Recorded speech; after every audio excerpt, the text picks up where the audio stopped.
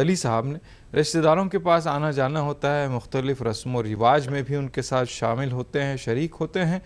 جہاں پر کہیں کہیں اللہ کی نافرمانی بھی ہو جاتی ہے، تو ایسی رشتہ داری یا ایسی صحبت کا اختیار کرنا کہاں تک درست ہے؟ تو دیکھیے، رشتہ داروں کے ساتھ تو آپ کو اچھا سلوک کرنا چاہیے،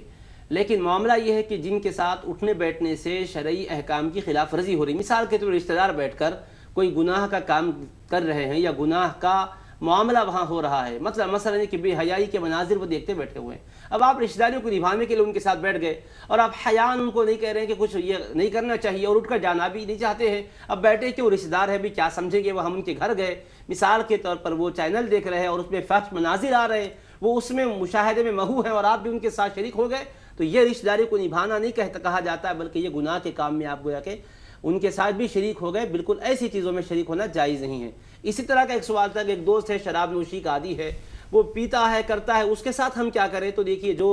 شراب نوشی کا عادی ہے، اگر آپ اس کو شراب نوشی سے بچانے کے لیے اگر اس کے ساتھ رہتے ہیں، جیسا کہ حضرت فاروق اعظم رضی اللہ عنہ کے واقعات کے تحت میں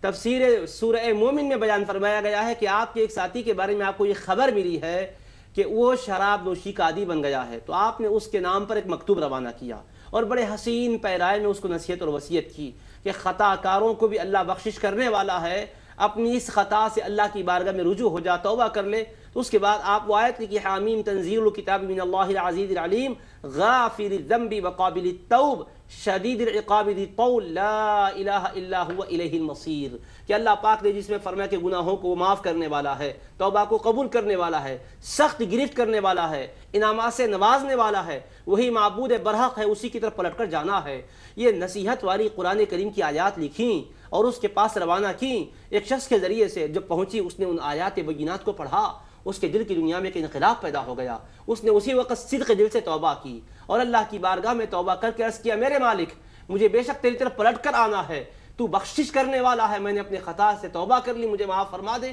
اس کے بعد اس نے طے کر لیا کہ میں کبھی شراب نوشی نہ کروں گا۔ حضرت فاروق اعظم کو پھر اس کی حالت کی اطلاع ملی تو آپ نے فرمایا، جب کبھی اپنے ساتھی کو تم دیکھو کہ راہ راست سے بھٹک گیا ہے یا غلط کاموں کا وہ شکار ہو گیا ہے، تو شیطان کے مددگار نہ بن جانا، بلکہ اسے سدھارنے کی کوشش کرنا، اسے لان تان کر کے دور کر دو گے، ہو سکتا ہے کہ اور برائیوں مبتلا ہو جائے، بلند ہمتی کے ساتھ اس کی اصلاح کرو، اس کی درستگی کی کوشش کرو۔ آپ نے اس طرح سے ہدایات دی ہے، تو یقیناً جس کی عادتیں خراب ہے، آپ اگر صحیح عادتوں کا اس کو خوگر بنانا اگر چاہتے ہیں اور واقعی اس میں آپ کی کچھ کوشش کی وجہ سے سدھار آئے گا، تو ضرور کوشش کرنا ذمہ داری بنتی ہے۔ لیکن جن لوگوں کے پاس ایسا مزاج ہے کہ وہ بولتے نہیں ہیں، سمجھتے ہیں کہ حیا کے بارے ہم کیسے اس کو کہیں، وہ نہیں کیا سمجھتا، یہ فیل کرتا وہ فیل کرتا، کہ جیسے کم ہمتی کا شکار جو لوگ رہتے ہیں، ایسے لوگوں کے بارے میں اس بات کا اندیشہ ہوتا ہے کہ کہیں وہ مبتلا ہو جائیں گے، کہیں وہ اس کے اندر وہ خود بھی نہ پڑ جائیں گے، تو ایسوں کا دور رہنا ہی زیادہ بہتر ہے تاکہ وہ بری عادتیں ان میں آنے نہ پائیں۔ انشاءاللہ۔